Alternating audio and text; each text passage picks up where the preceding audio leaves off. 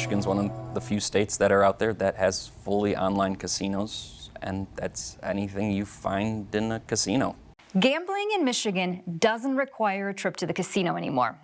It's as easy as pulling out your smartphone out of your pocket. A lot has changed since the earliest forms of playing for money, from gambling at casinos, including here in central Michigan, to sports betting. Understanding this lucrative world requires meticulous regulation and consumer protections, especially when the odds are stacked against you.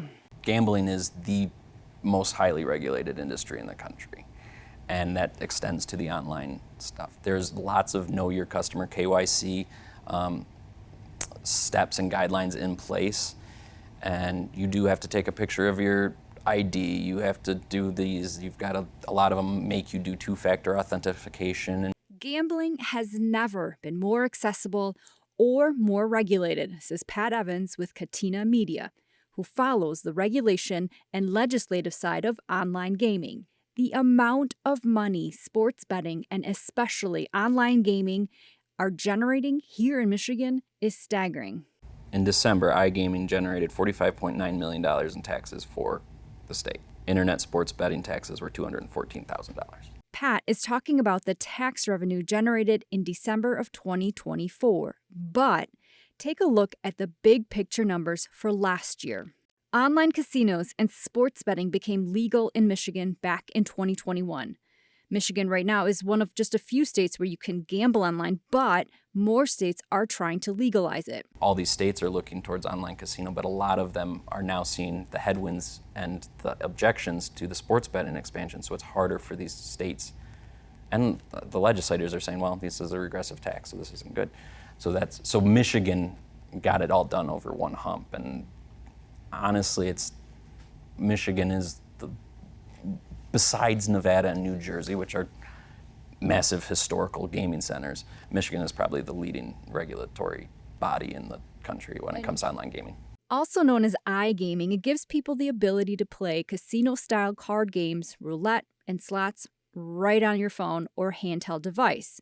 You can play right from home.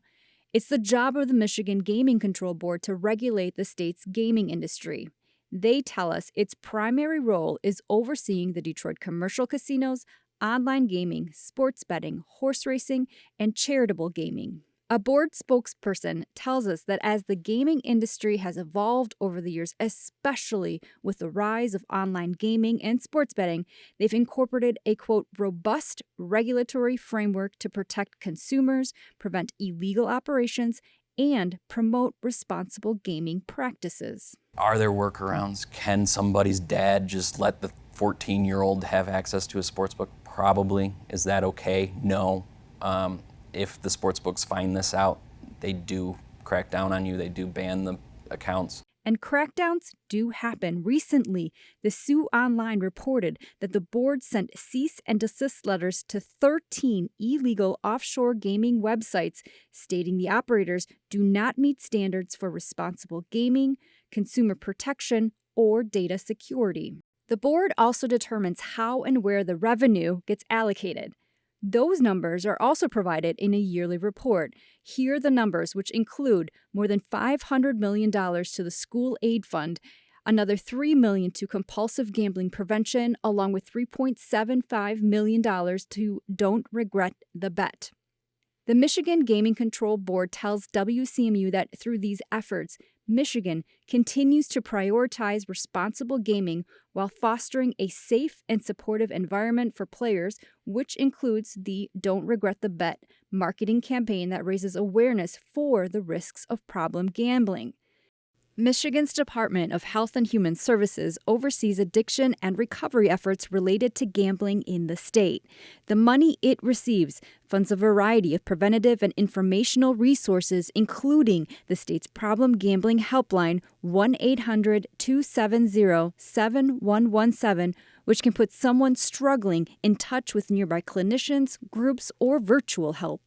You're seeing more and more money, and you're seeing legislators in states go back and say, let's put more money, whether it's tax revenue or create a new fund that the sports books can pay into to help increase prevention, treatment, recovery, for problem gambling, because they do recognize it's a big issue, and they do realize that a gambling customer that doesn't have money isn't a customer anymore.